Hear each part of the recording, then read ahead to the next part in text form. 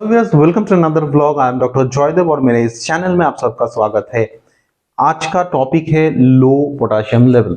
Potassium क्या है, potassium क्यों इतना इंपॉर्टेंट है, इसका लेवल लो क्यों होता है, लो होने के बाद क्या क्या सिम्टम्स कॉमनली देखा जाता है, इसका ट्रीटमेंट क्या है और what are the foods that are rich in potassium, इसी बारे में आज के व्लॉग में जानते हैं। तो चलिए पहले स्लाइड पे आते हैं। पोटाशियम एक सेरम एक इलेक्ट्रोलाइट है। इलेक्ट्रोलाइट हम लोग जानते हैं कि हमारे बॉडी में इलेक्ट्रोलाइट ऐसा कुछ मेटल्स है जो बॉडी में बहुत इंपॉर्टेंट कुछ रोल्स प्ले करते हैं, जिसमें सोडियम है, पोटाशियम है, मैग्नीशियम है, कैल्शियम है, ऐसा बहुत सारा है। लेकिन इनमें पोटाशियम बहुत ही इंपॉर्टेंट रोल प्ले करता है। तो क्या करते हैं ये जो पोटाशियम है, this is very much essential for normal functioning of nerve and muscle fibres.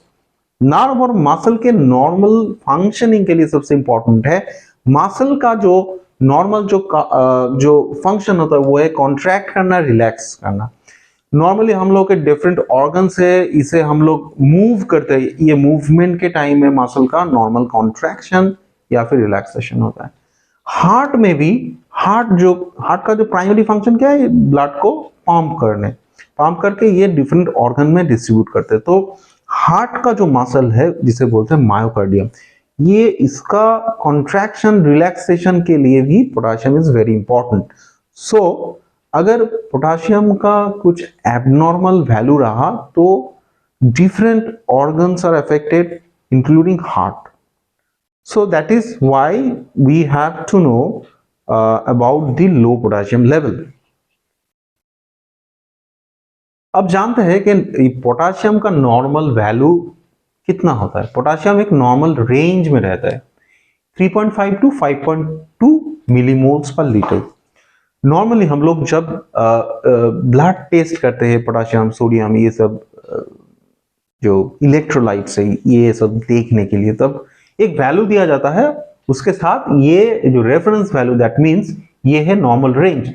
अगर आपका वैल्यू 3.5 से 5.2 के अंदर है, that means you have a normal potassium level. अगर 3.5 से कम हो गया तो उसे बोलते हैं लो पोटाशियम या हाइपोकैलेमिया। अगर इससे ज्यादा हो गया तो उसे बोलते हैं hyperkalaemia. This two are not normal and they can create a lot of problems. So अगर 3.5 से कम हुआ उसे बोलते हैं hypokalaemia, that means serum potassium is low. आज का जो टॉपिक है वो this is related to low potassium level, not high. I'll describe about the high potassium level in some other vlogs, but now let's focus on the low potassium level. But सबसे important है जानना कि कब, मतलब इसका value कितना हुआ, तो we have to be very much cautious. Potassium is low than normal, you have to take precautions, you have to take some medications और you have to take some foods that are rich in potassium. But अगर उसका value less than 2.5 हुआ, that is an emergency, that can lead to a lot of complications and some of them are life threatening. So जब potassium का level less than 2.5 होता है तो वो बहुत ही इमरजेंसी बेसिस में उसे ट्रीट किया जाता है ताकि कुछ प्रॉब्लम्स क्रिएट ना हो। अब जानते हैं कि क्या क्या कॉज है पोटाशियम लो होने के लिए। पोटाशियम लो होने का एक कॉज है क्रॉनिक किडनी डिजीज। तो हम लोग जानते हैं कि chronic kidney disease why it is related with low potassium level. तो फर्स्ट, ये जो स्ट्रक्चर है ये है, this is the unit of kidney that is known as nephron. इसमें क्या होता है, ब्लड का फिल्ट्रेशन होता है। इसमें ब्लड क्या होता है कि ये सेंट्रल जो पार्ट है इसे बोलते हैं ग्लोमेरुलस, और इसके बाहर में जो है बाउमन्स कैप्सूल। ब्लड यहां से एंटर करता है, यहाँ पे फिल्ट्रेशन होता है, फिर यहां से निकल जाता है। अब क्या होता है, पोटाशियम यूजुअली यहां से बाहर ये बाउमन्स कैप्सूल में आ जाता है, फिर उसके बाद ये यहाँ से जो proximal convoluted tubules, Henle's loop, distal convoluted tubules यहाँ से जाते हैं। यहाँ पे क्या होता है कि पोटाशियम का एब्जॉर्प्शन होता है, थोड़ा बहुत पोटाशियम यहाँ पे सिक्रीशन भी होता है। ये बहुत ही वेल मेंटेन्ड एक प्रोसीड्यूर है जिसमें बॉडी में पोटाशियम लेवल मेंटेन रहे। लेकिन अगर किडनी का कुछ प्रॉब्लम है, एब्नॉर्मलिटी है, क्रॉनिक रेनल डिजीज है, क्रॉनिक किडनी डिजीज, ऐसा कुछ कंडीशन है, वहां पे क्या है, ये जो प्रोसेस है दिस इज नॉट मेंटेन्ड, सो वहां पे क्या होता है, पोटेशियम लेवल फॉल कर सकते हैं। नेक्स्ट है diabetic ketoacidosis. This diabetic ketoacidosis this is commonly associated with type 1 diabetes. Type 1 diabetes means जहां पे बॉडी में इंसुलिन का प्रोडक्शन कम हो गया, तो वहां पे बहुत सारा कॉम्प्लिकेशंस डेवलप करते हैं, जिसमें एक है hypokalemia, that means low potassium.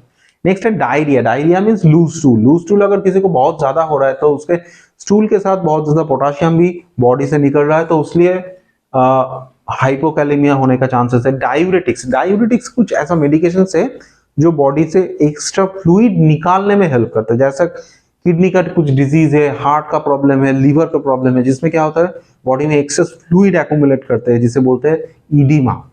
तो to get rid of oedema we have to prescribe some diuretics. तो कुछ ऐसे डायूरेटिक्स है जो अगर लॉन्ग टर्म लिया गया तो वो पोटेशियम भी लॉस करते हैं, उससे हाइपोकैलेमिया डेवलप कर सकते हैं। Excessive laxative use. लैक्सेटिव क्या है, कॉन्स्टिपेशन का मेडिसिन। अगर किसी ने ये मेडिसिन ले रहे हैं अनसुपरवाइज्ड वे से, मतलब without consulting with any doctor, if he or she is taking that medications for a long time, then उसमें भी पोटेशियम लो हो सकता है, क्योंकि ज्यादा लैक्सेटिव लेने से स्टूल लिक्विड होगा, बहुत ज्यादा बॉडी से स्टूल के साथ पोटेशियम भी निकल जाएगा, तो उससे भी ये प्रॉब्लम हो सकता है। नेक्स्ट है फोलिक एसिड डेफिशिएंसी।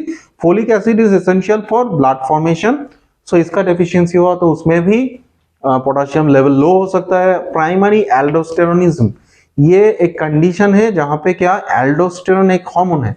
मैंने पहले जो बोला ना, यहाँ पे कुछ जो एब्जॉर्प्शन होता है, कुछ सिक्रीशंस होता है, this distal part of this tube that is known as distal convoluted tubule or collecting duct, यहाँ पे जो पोटेशियम का जो एब्जॉर्प्शन सिक्रीशन है, this is related with this hormone aldosterone.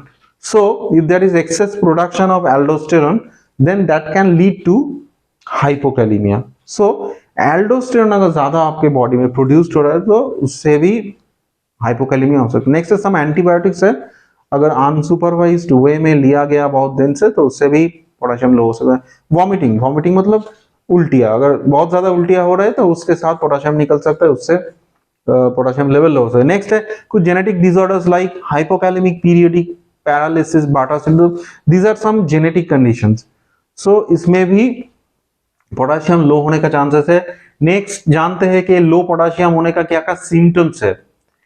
पहले ही बोलना चाहता हूं कि ये जो सिम्टम्स है, this symptoms are non specific, that means this symptoms are associated with a lot of conditions. So ऐसा नहीं है कि मुझ में ये सब सिम्टम्स है that means I have a low potassium. तो ये लो पोटेशियम का जो सिम्टम्स है ये बहुत सारा दूसरे कंडीशंस में भी होता है। तो यूजुअली क्या होता है, जब ऐसा कुछ कॉमन सिम्टम्स दिखा जाता है तो पोटेशियम चेक करने के साथ साथ और भी दो एक टेस्ट है जो भी हम लोग कर लेते हैं, क्योंकि वो सब कंडीशन भी एक्सक्लूड करना पड़ता है। तो क्या क्या सिम्टम्स है, वीकनेस है, फैटिग, मसल क्रैम्प्स। ये मसल क्रैम्प एक बहुत कॉमन सिम्टम है, कहीं में ऐसा देखा जाता है कि रात में सोने के टाइम में suddenly there is a pain in the calf muscle, so this can be due to potassium abnormality. Feeling of skipped heartbeat or palpitation, that means heart का रिदम का प्रॉब्लम हो सकता है लो पोटेशियम से, तो उसमें पैल्पिटेशन या फिर फीलिंग ऑफ स्किप्ड हार्टबीट, ऐसा कुछ problems develop. Tingling nervousness, that means nerve function abnormal होने से टिंगलिंग नर्वनेस, ऐसा कुछ पेन, ऐसा सेंसेशंस फिंगर्स में डेवलप कर सकते हैं। Next, but the alarming sign that is heart rhythm abnormality, that is known as arrhythmias. Heart का एक नॉर्मल रिदम है, लेकिन जब पोटेशियम एबनॉर्मल होता है, एबनॉर्मली लो हो जाता है, तब एरिथमिया बोल के एक कंडीशन है जिसमें एबनॉर्मल हार्ट बीट डेवलप करता है। तो उसका फीचर्स में एक पैल्पिटेशन है, हाँ, और उसके एबनॉर्मल होने से सीन को बेहोश जैसा भी हो सकता है। सो ये जो एरिथमियाज है, these are more common in patients having heart disease. That means किसी को अगर पहले से हार्ट का बीमारी है और उसे पोटेशियम लो हो गया तो उसमें ये जो एरिथमियाज ये डेवलप करने का चांसेस बढ़ जाता है। अब है कौन कौन सा टेस्ट जो कॉमनली ये पोटेशियम के साथ किया जाता है, उसमें ग्लूकोज है, मैग्नीशियम है, calcium, sodium, phosphorus, thyroid hormones, aldosterones, these are the test. मैंने पहले बोला कि कॉमनली जिसका फीचर्स ये लो पोटेशियम होने से मतलब इसका these are some overlapping features, मतलब ये सब इन लोगों का एबनॉर्मलिटी होने से भी लो पोटेशियम जैसा फीचर्स आ सकता है। तो ये सब टेस्ट एक साथ किया जाता है कि ये ऐसा तो नहीं है कि लो मैग्नीशियम होने से ये हो रहा है। हाँ, तो ये सब एक साथ किया जाता है। नेक्स्ट है इलेक्ट्रोकार्डियोग्राम और ईसीजी। ईसीजी बहुत ही easily heart abnormality, heart rhythm abnormality को डिटेक्ट कर सकते हैं।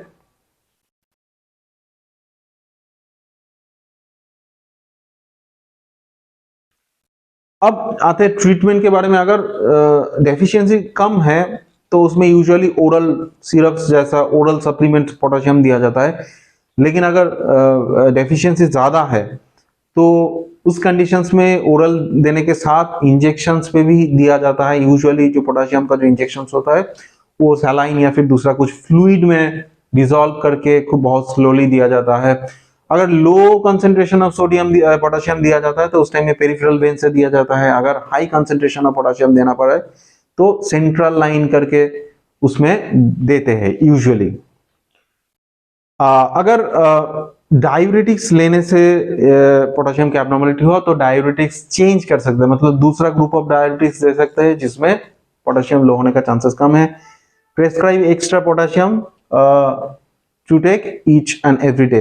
दैट मीन्स अगर आपके खाने में एडिक्वेट पोटेशियम है तो आपको पोटेशियम लो होने का चांसेस कम रहता है। लेकिन ऐसा नहीं कि वो लेने से आपको नहीं होगा, ऐसा भी नहीं है, लेकिन थोड़ा बहुत तो प्रोटेक्शन मिलता है। आप जानते हैं कि कौन कौन सा फूड्स है जिसमें एडिक्वेट पोटेशियम है, जिसमें सबसे इंपॉर्टेंट है avocados, baked potatoes, banana, carrot, meat, milk products, different milk products, these are quite good source of potassium, orange, peanuts.